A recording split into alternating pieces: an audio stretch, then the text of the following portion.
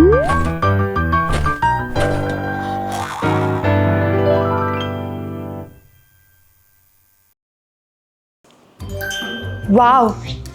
Oh my God, Praveen, I made the biggest investment of my life today. Oh my God, Bhavna, what did you do this time? I saw a delivery guy and his raincoat. Oh my God, I bought all his raincoat stocks of the company. Really? Raincoats, that's your research. Dude, come on. He was completely bone dry in this Bengaluru rain. I mean, isn't that alpha? That's not alpha, that's waterproof fabric. You're just jealous that this might be my next multi-bagger. Hello, if Peter Lynch had seen this, he would flip and close his laptop and walk off. Why? Didn't he invest in his real life? He did, but not this way. Okay, fine. Enlighten me, oh wise Guruji. Okay, so Peter Lynch had observations. He used to see repetitive patterns, not just one-time raincoat sighting, okay? Wow. But still, that's such a disrespect to me. Hear me out, have a seat, Bhavna. Okay, thank you. See, Peter Lynch used to have this framework where he used to observe things. If he goes into a store, when he walks into a store, he sees a lot of people thronging into the store again and again. So there's a pattern there. And then if he looks at children, like his own kids, having snacks repetitively, the same kind of snacks, the same brand, then there's a pattern. He sees these patterns. So you mean that I have to look at the trend before it becomes very obvious, right? Correct. Not just one-time raincoat sighting of a guy who's delivering paneer to you. When you say so, it sounds so foolish to me now. It is actually foolish. Okay, fine. What's next? See, if something catches your eye, you go and check whether the business is actually good. By good, what do you mean? See, let me explain. You look at the balance sheet, you look at their income statement, cash flow statement.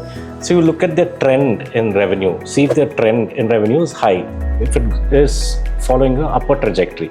Then you look at their net profits, if the net profits are up. So you also look at their cash flows, if they're positive or not. Look at the positive cash flows. Then look at the debt. So the debt should be reducing. There should be a reducing debt. Otherwise, you will be unsafe. The company what you're investing in is going to be unsafe, right?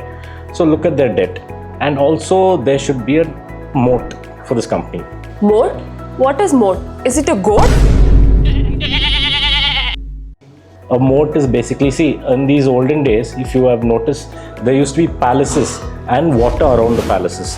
So this water had crocodiles in there.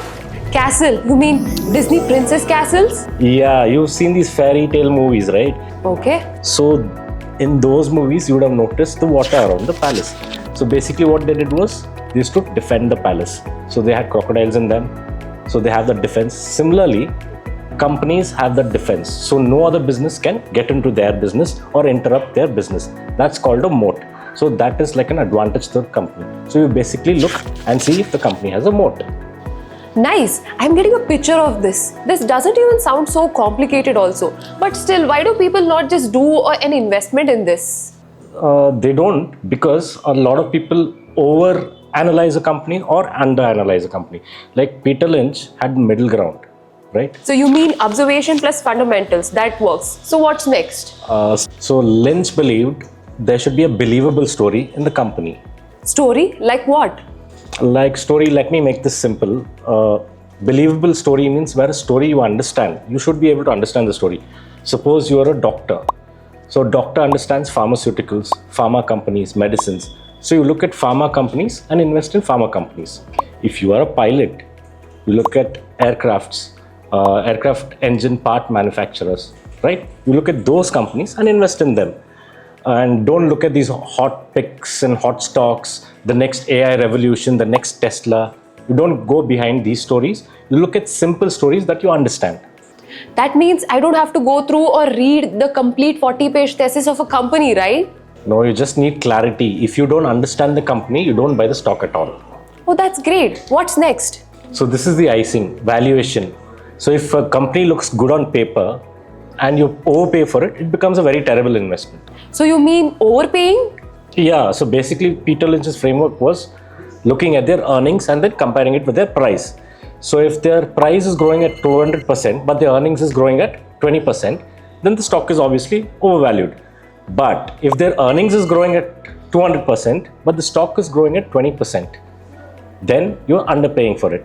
So basically, it is undervalued. That makes sense. You mean that I have to observe, check the numbers, and then invest in a stock so that I don't have to overpay, right? Exactly. This is the Peter Lynch framework. You look at everything, look at the numbers, and then invest. So you mean that my raincoat stock doesn't even fit that playbook? It doesn't even fit on the hanger. Okay, fine, but still, I'm going to keep my raincoat because when it rains heavily, I'm going to invest in my raincoat company stock, and then you will be sitting in a corner crying and regretting. Oh God, your company's revenues are depending on heavy rainfalls, then I'm already scared for it. Yes, and I will diversify and buy an umbrella company too. God, I give up. And I win.